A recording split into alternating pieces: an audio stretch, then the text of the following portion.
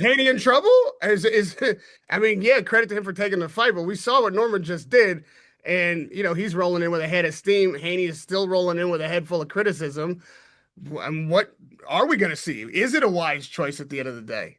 I suspect it's not. And I think I think for boxing reasons right now, looking at the tape, looking at their last couple fights, that you gotta favor Brian Norman Jr. He's the natural welterweight. He's the stronger man, and he showed against Jin Sasaki is a much different fighter than Devin Haney, but he showed he has boxing IQ, he has boxing skills, he has timing, and he makes adjustments in there.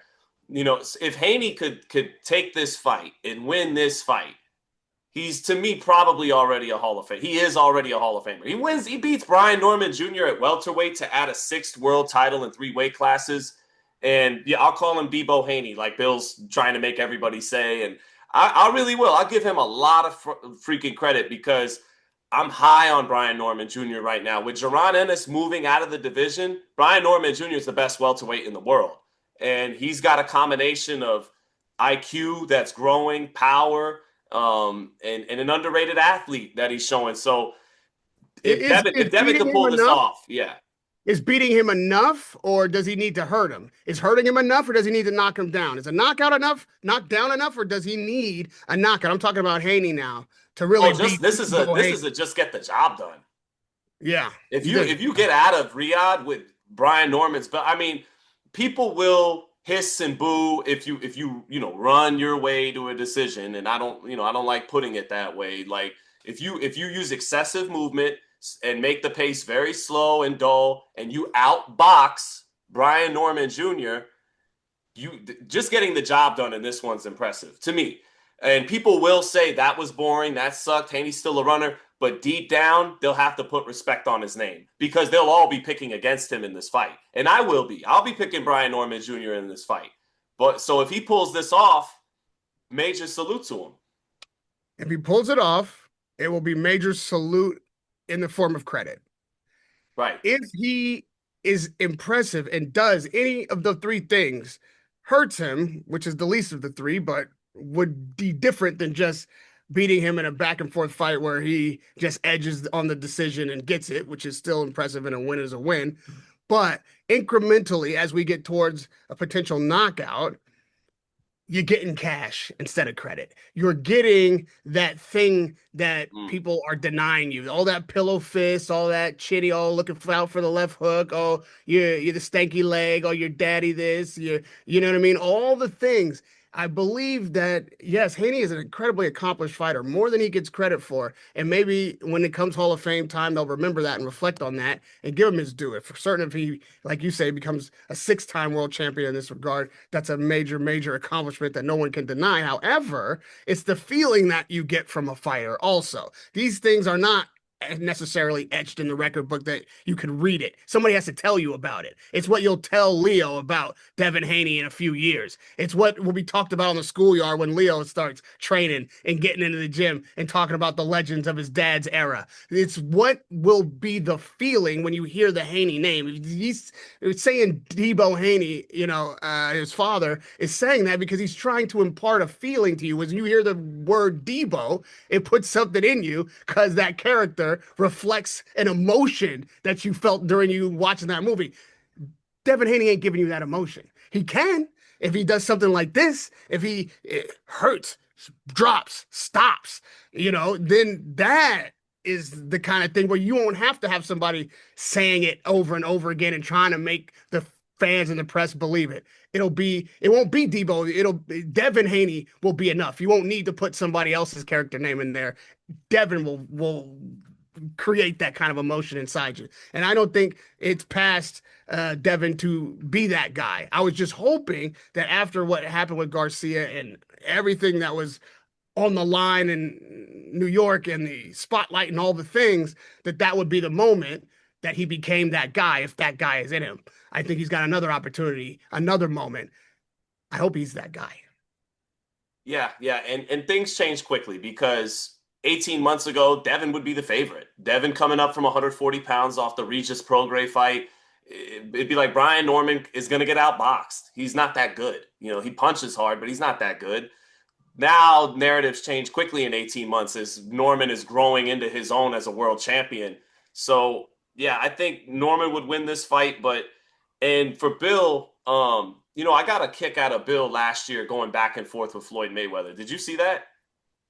I'm sure I did. Do I remember that? Not so much. Yeah, I like what Richie say, me, I hustle with finesse, yes, I'm an Oakland boy, right? And so Richie Rich. yes, so Ri- uh, uh, Bill Haney's an Oakland man, so he's gonna talk that game. Raheem's from Oakland, so he knows better than me. But he's a hard guy to beat on the mic, Bill Haney, right? And Yeah. I thought his standoff with Floyd Mayweather about a year ago was epic. And even though Floyd, a lot of the points he was making were right about the bow and arrow and this and that, Bill held his Oh, right. ground. And I Right. thought Bill got the better of that exchange. He kind of got the last word and whatever. Anyways, Brian Norman Sr., he has met his match. Styles make fights. This dude from Atlanta who was a professional boxer who just don't give a fuck, Brian Norman Sr., he's all wrong for Bill Haney, baby. It's a bad style Don't matchup for take the Bill. fight, Bill. Don't take the fight. That's what you're saying? Yeah. Well, let Brian Norman Sr. tell it, and he's saying Bill's gotten caught up in this one a little bit because he tried to get out in front of it and make it seem like we're chasing Brian Norman Jr. We want to give him the fight at welterweight. We want to fight for his title. Debo's on the block, and then Norman Sr. reveals they told us about the fight first, out in Riyadh. So it's Bill trying to act like he's the boss when it's really Turkey trying to dictate, no, if you're going to make my money going forward, this is who Yeah. you're going to fight. This is the fight you have to fight. So, I do not I uh like the fight. I'm not mad. I'm not mad yeah, at it. I like the I'm fight. not mad because listen, Bill is a promoter of his Right. son. Right. And any good promoter would use that tact. Hey, listen, if this is what we got to do, then let's not pretend like we asked for it. Let's pretend like we demanded it. And then when people asked, did we demand it? We said we were going to walk out if we didn't get it. And if people say we're going to walk out if we didn't get it, we said we were going to retire if he wouldn't get in the ring. Like, this is the fight that we wouldn't have any other fight except this one. Like, put it all out there and pretend like this is the only thing in the world that you want. Sure. But none of that is going to matter when that first bell rings. We need to see that kind of energy from Haney. Well, Devin, is not Bill.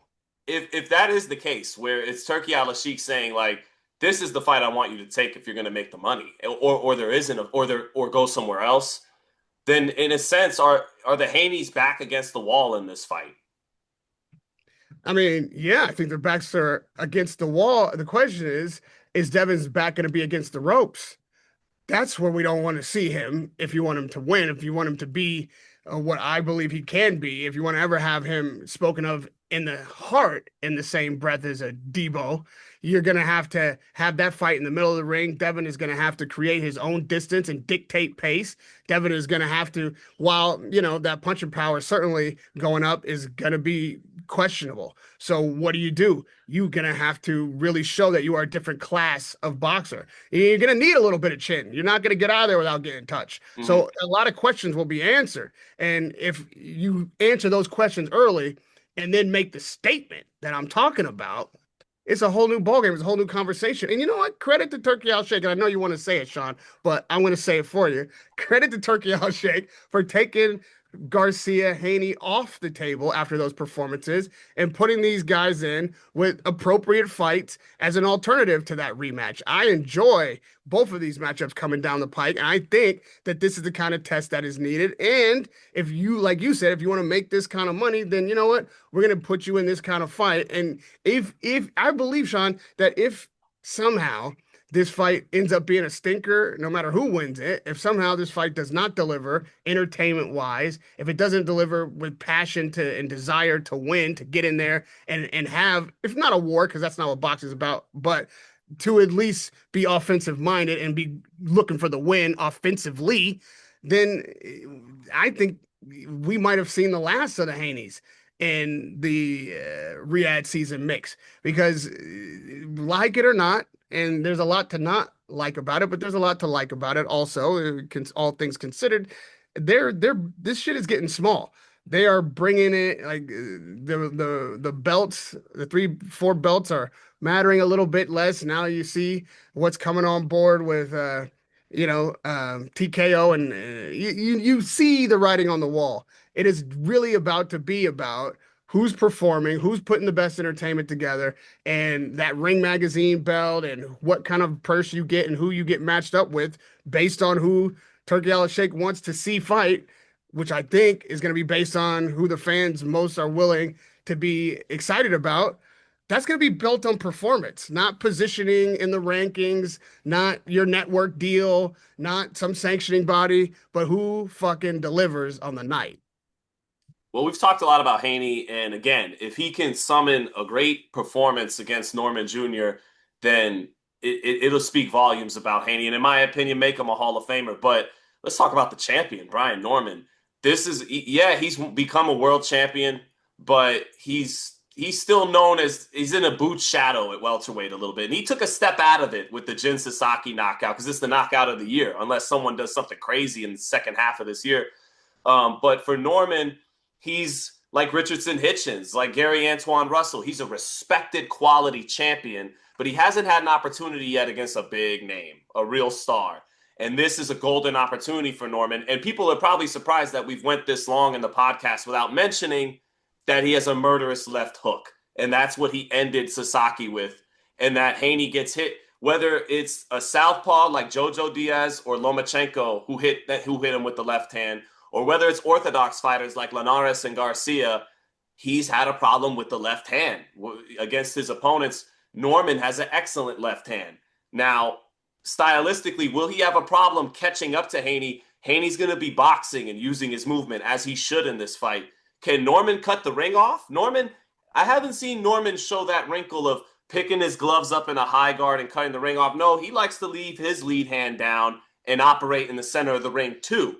If Haney has a step in front of him, foot speed wise, and behind the jab, and is out in front, can Norman adjust to that, and apply the pressure? I suspect he'll be able to, but this isn't an easy fight either. But it's a golden opportunity. If he could knock Devin out, so many people don't like Devin that they would love Brian for doing that, and it would elevate him to a totally new level, especially if he could win by knockout. And that's exactly what him and Norman Sr. would show up to Riyadh to do, is to win the fight by knockout.